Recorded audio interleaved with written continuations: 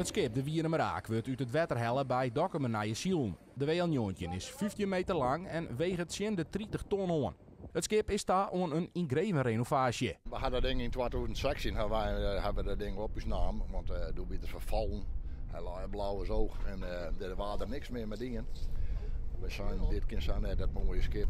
Dat had een kapitaalkosten en dit is nog zijn tweede beurt. Nog zijn ze alleen, hij moet nog weer. Het is een eikenhouten schip en krijgen wat rare plakken onderom. Daarom is de ta on grut onderhoud. Dus hij moet weer even goed even in de lak, want dan verrot het er vanzelf en dat mag weg niet.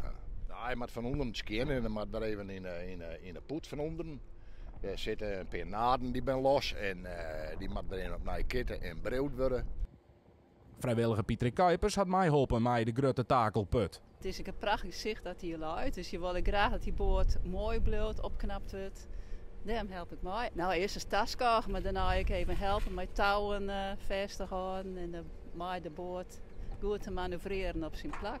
Dan nog even hoe dat er een keer even hersteld worden moest. Het wie toch best wel spannend. Ja.